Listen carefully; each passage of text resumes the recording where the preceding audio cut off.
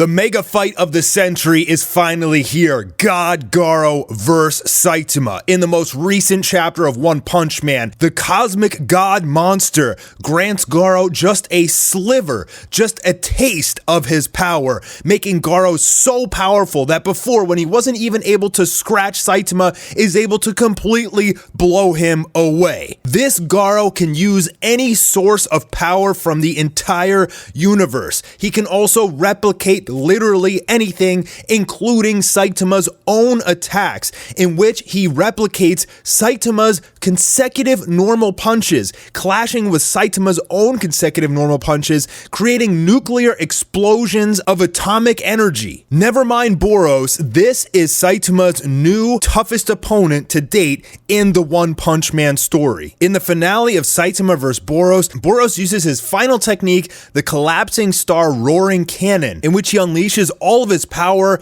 enough to destroy an entire planet. But in this chapter, we saw Garou unleash power even way further beyond that. This version of Garou has no pity or remorse. He no longer has any sense of humanity left inside him. He threw it all to the wind. He said, "Sorry, Terrio, it's time to conduct absolute evil." This is the true Garou from the webcomic in terms of mentality. Although the webcomic version did not have an infusion from God, this one did.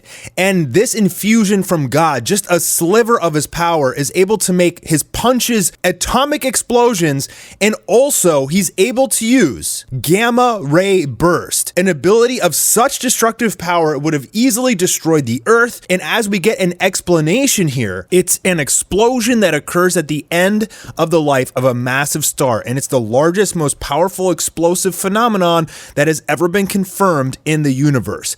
A massive star, basically supernova. A supernova could probably wipe out an entire solar system, whereas Boros' ability can only destroy a planet. So I think this is easy confirmation here. God Garou is far stronger than Boros. And this is very exciting because it means that the battle between Saitama and God Garou is going to be absolutely exceptional, heart-pounding, and exciting. And when God Garou shoots this blast, Saitama jumps up into the air so that it won't hit the Earth, because he knows it could be extremely dangerous. And by taking the brunt of this gigantic blast, you're led to believe that Saitama just got evaporated, although webcomic readers know this isn't the case, because there are some extremely epic moves, serious moves, like serious table flip, which are coming up. But first, Garou is going to battle the rest of the S-rank heroes.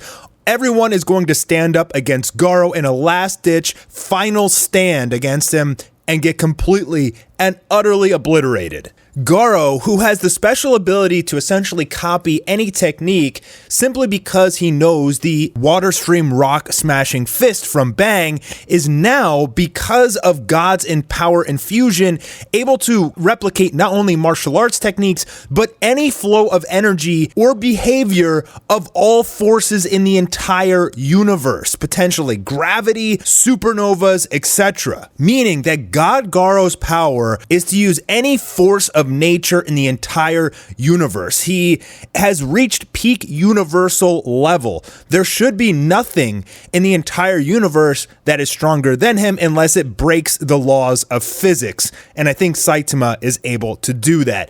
Now, he uses nuclear fission. He is able to harness the power of nuclear fission and thrust it into a punch. And when this punch hits Saitama, it creates an actual atomic explosion. Now, I don't know if this is a mistranslation because nuclear fusion and nuclear fission are very different, but same concept here, I guess.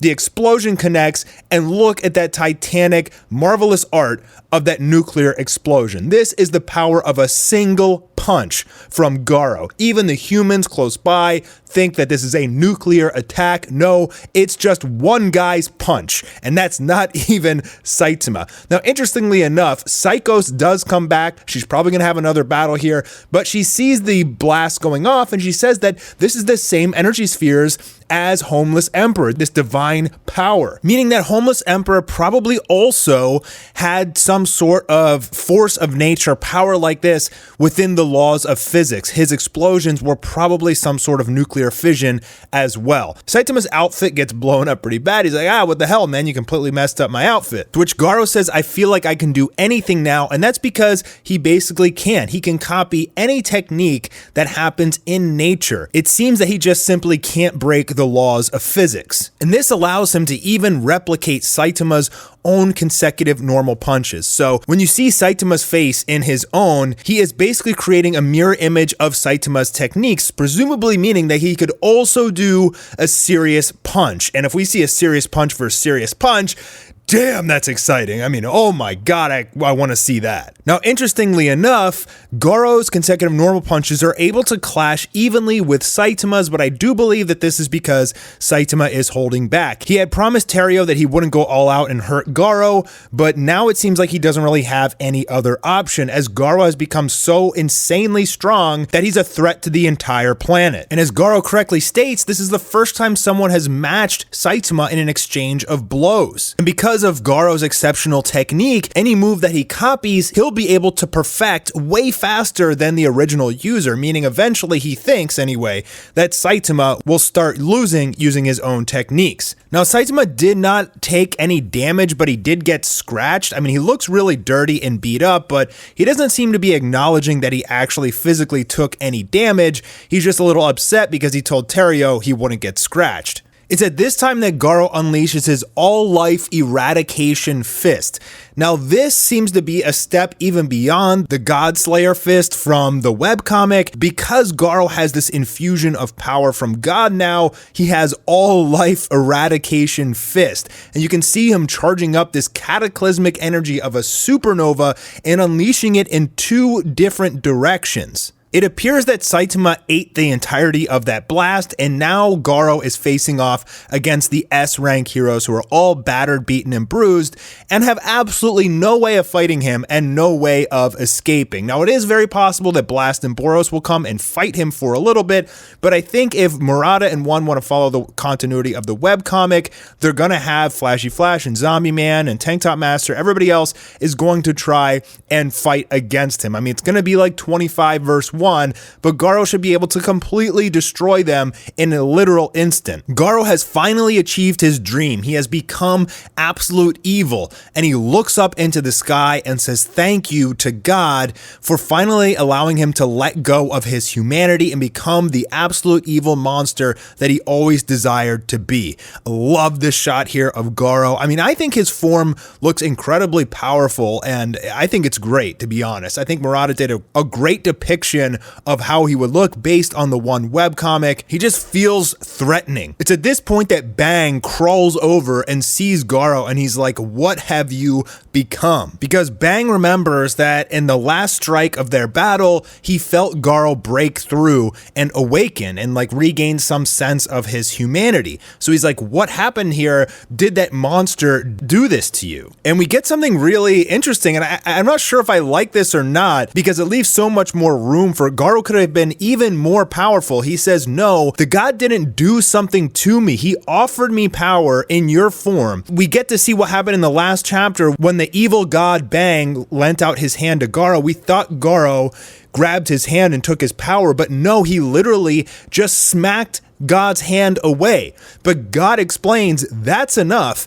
You touched me, and just because you touched me, I can give you a sliver of my power. So interestingly, even though Garou had no outs to defeat Saitama, and God was literally lending his hand to Garou to give him the power to potentially take on Saitama and beat him, Garou still at this state maintained his pride and his senses and smacked God's hand away and said no. He didn't want to become God's fiddle, as he says in his own words. But by touching God's hand and smacking it away, God says, I will make you my avatar, and then disappeared in the blink of an eye. Garou is saying that I nearly lost consciousness from the intense flow of power going throughout my entire body. And that's when Garou gives us an explanation as to what his true powers are in this form. As he explains to Bang, Bang's teaching of the water stream rock smashing fist is to feel the flow of energy and become one with it.